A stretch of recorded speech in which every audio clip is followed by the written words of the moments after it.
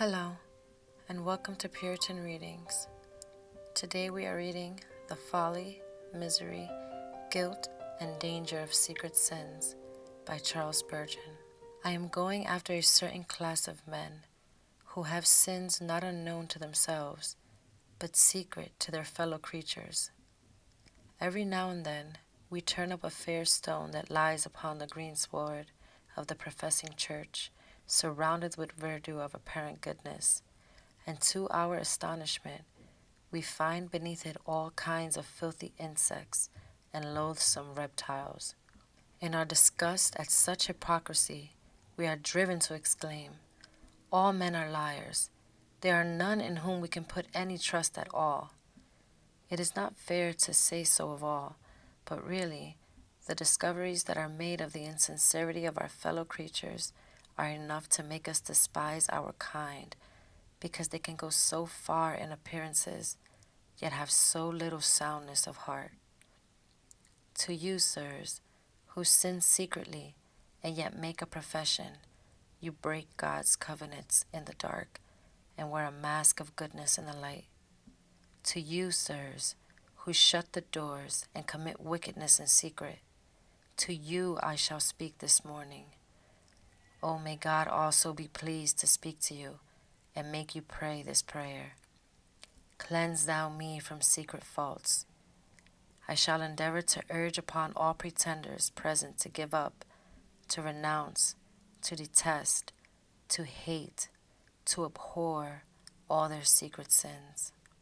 First, then, the folly of secret sins. Pretender, thou art fair to look upon, thy conduct outwardly upright, amiable, liberal, generous, and Christian. But thou dost indulge in some sin that the eye of man has not yet detected. Perhaps it is private drunkenness. Thou dost revile the drunkard when he staggers through the street, but thou canst thyself indulge in the same habit in private. It may be some other lust or vice. It is not for me just now to mention what it is. But pretender, we say unto thee, thou art a fool to think of harboring a secret sin, and thou art a fool for this one reason. Thy sin is not a secret sin. It is known and shall one day be revealed, perhaps very soon. Thy sin is not a secret. The eye of God hath seen it. Thou hast sinned before his face. Thou hast shut to the door, drawn the curtains, and kept out the eye of the sun. But God's eye pierceth through the darkness. The brick walls that surrounded thee were as transparent as glass to the eye of the Almighty. The darkness that did gird thee was as bright as the summer's noon to the eye of him who beholdeth all things. Knowest thou not, O man, that all things are naked and opened unto the eyes of him with whom we have to do? As the priest ran his knife into the entrails of his victim, discovered the heart and liver, and what else did lie within, so art thou, O man, seen by God, cut open by the Almighty.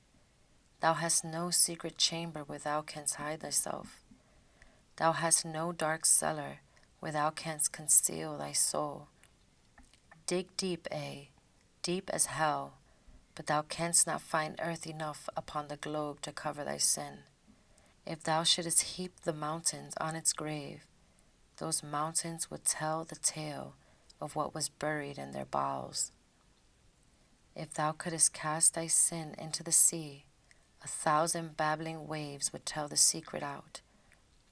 There is no hiding it from God. Thy sin is photographed in high heaven. The deed, when it was done, was photographed upon the sky, and there it shall remain.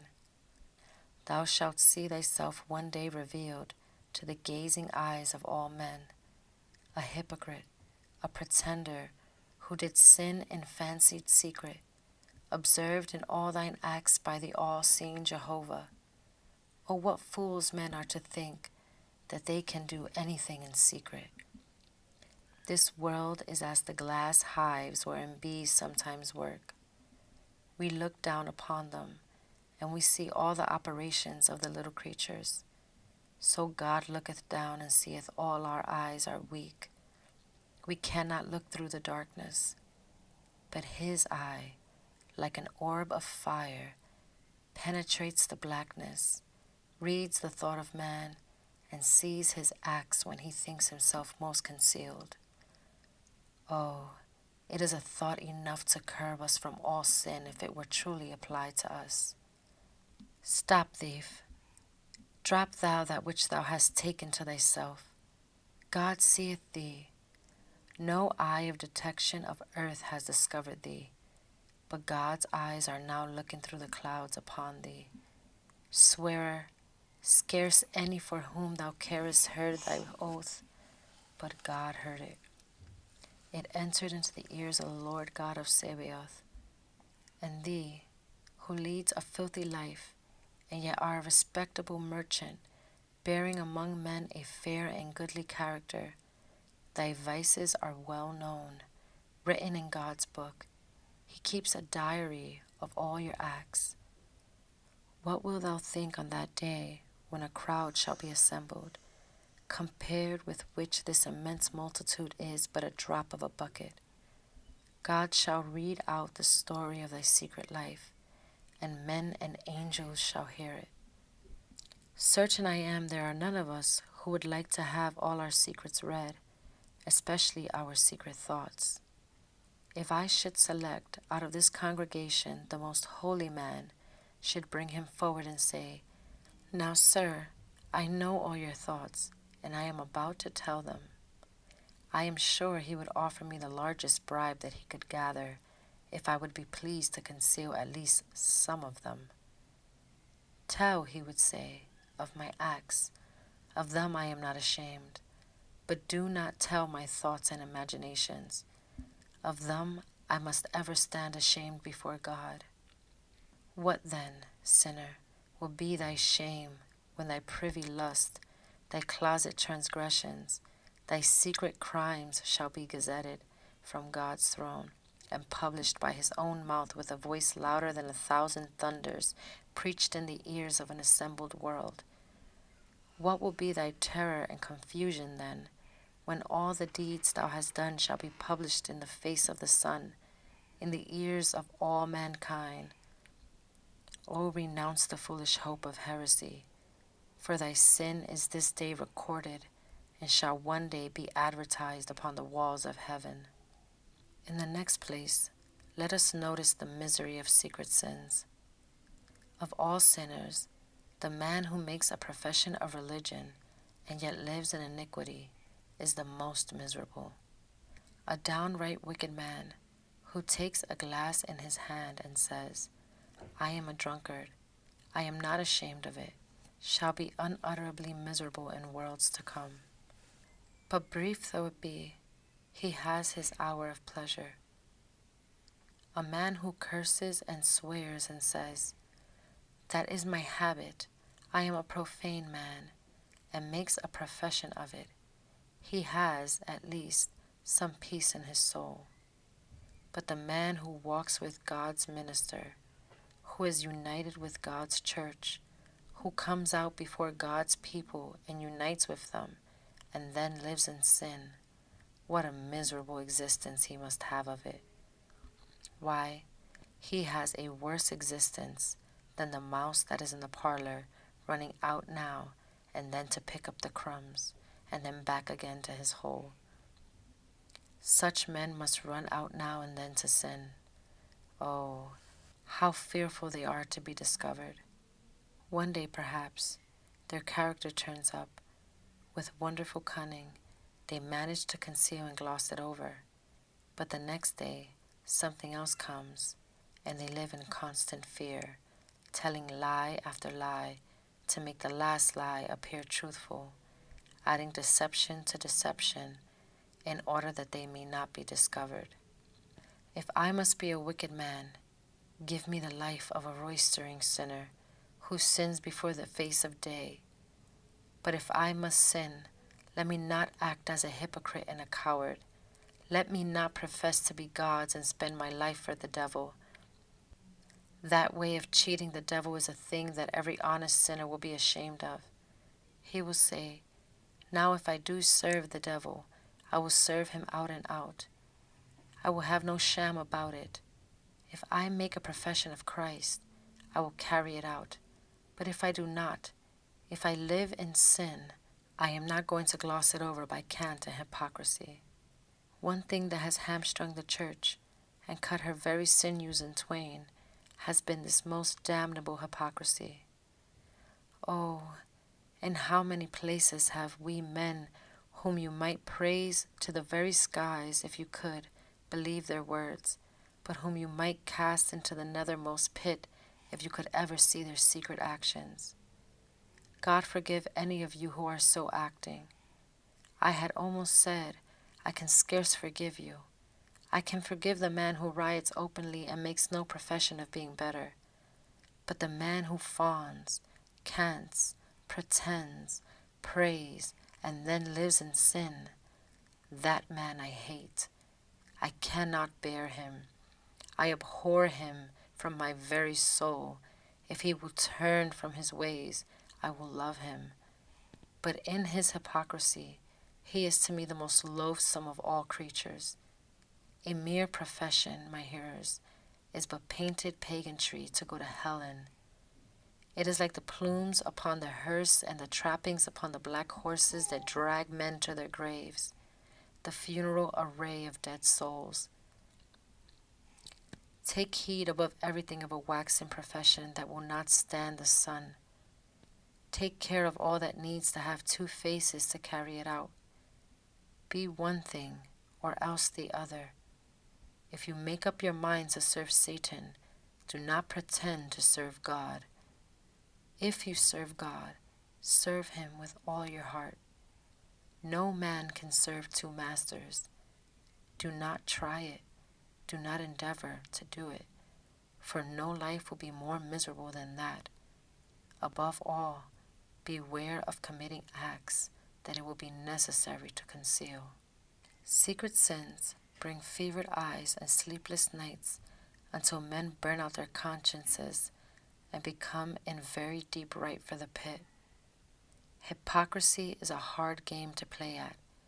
It is one deceiver against many observers. Certainly, it is a miserable trade that will earn at last, as its certain climax, a tremendous bankruptcy.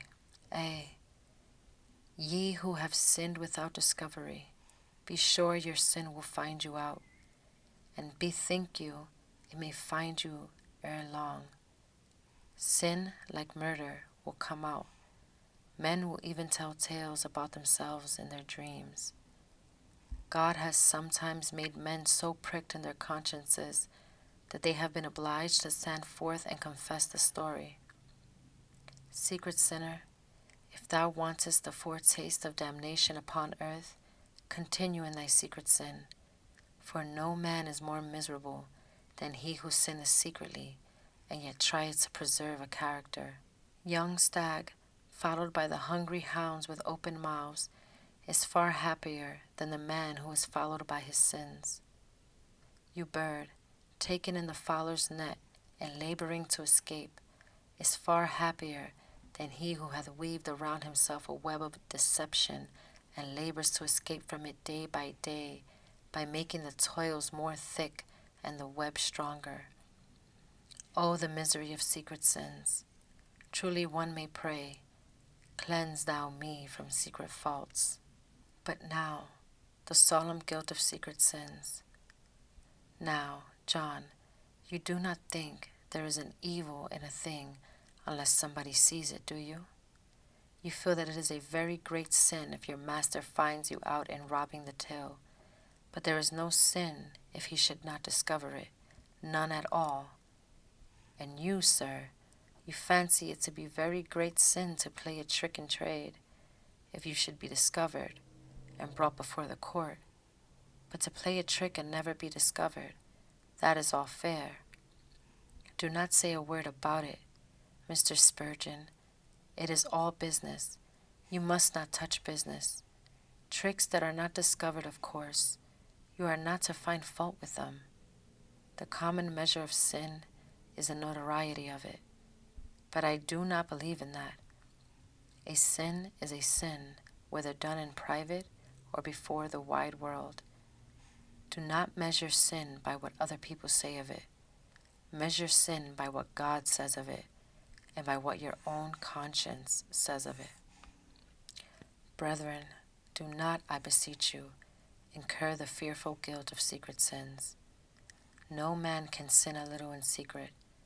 It will certainly engender more sin. No man can be a hypocrite and yet be moderate in guilt. He will go from bad to worse, and still proceed until his guilt shall be published. He shall be found to be the very worst and the most hardened of men. Take heed of the guilt of secret sin. Do not I fill heaven and earth, saith the Lord? I would that I could make every man look to himself and find out his secret sin. Come, my hearer, what is it? Bring it forth to the daylight. Perhaps it will die in the light of the sun. These things love not to be discovered. Tell thine own conscience now what it is. Look it in the face. Confess it before God, and may He give thee grace to remove that sin and every other. Turn to Him with full purpose of heart, but know that thy guilt is guilt, whether discovered or undiscovered. If there be any difference, it is worse because it has been secret. God save us from the guilt of secret sin. Cleanse thou me from secret faults. And note next the danger of secret sin.